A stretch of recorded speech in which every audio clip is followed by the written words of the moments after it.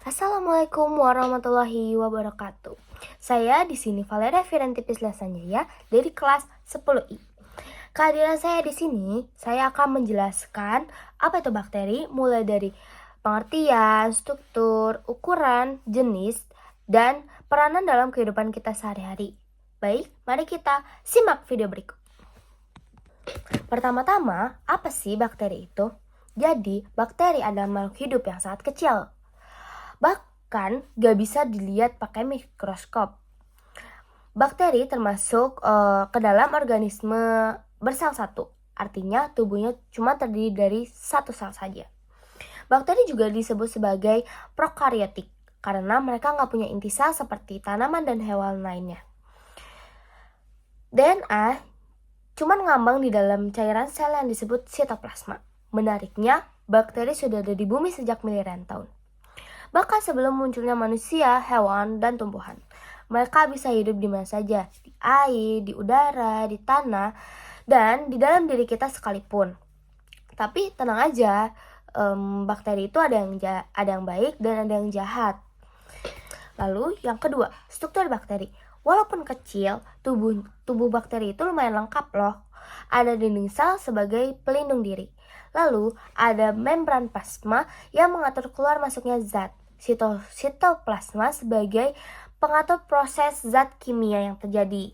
Dan DNA sebagai pembawa informasi genetik. Ada juga ribosom buat bikin protein. Beberapa bakteri punya flagella, semacam ekor kecil buat bergerak. Dan ada juga yang punya kapsul, supaya bisa bertahan di lingkungan yang keras. Yang ketiga, ada ukuran bakteri. Bakteri ukurannya bisa dibilang super kecil, karena mereka bisa diukur 0,2 sampai 2 mikrometer. Jadi jelas banget ya, kita nggak bisa lihat pakai mata telanjang, kita harus menggunakan mikroskop. Yang keempat, ada jenis-jenis bakteri. Kalau dilihat dari bentuk, bakteri bisa dibagi menjadi beberapa jenis.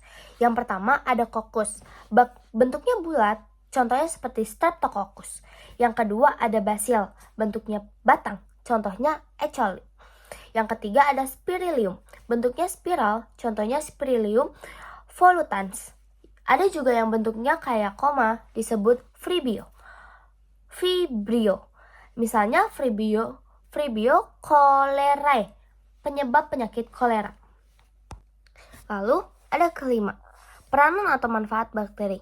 Nah, bagian ini yang paling menarik loh, karena banyak bakteri yang bermanfaat bagi manusia dan juga ada yang merugikan. Pertama kita bahas yang bermanfaat dulu ya. Yang pertama ada di bidang makanan. Bakteri Lactobacillus bulgarius dan Streptococcus thermophilus dipakai buat bikin yogurt dan keju. Yang kedua ada di pertanian. Ada Rhizobium yang hidup di akar tanaman polong-polongan. Fungsinya buat mengikat nitrogen biar tanah jadi subur. Yang ketiga, ada di bidang kesehatan. Ada E. coli yang gak berbahaya, dipakai buat membuat insulin bagi penderita diabetes. Lalu yang keenam, gak semua bakteri itu baik ya guys.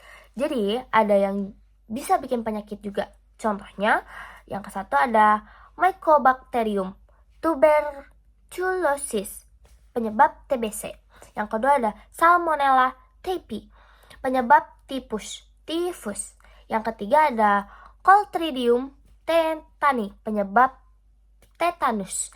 Jadi bisa disimpulkan kalau bakteri itu ada yang baik dan ada yang jahat. Kita tinggal jaga kebersihan aja kok, biar gak mudah berkembang si bakteri itu.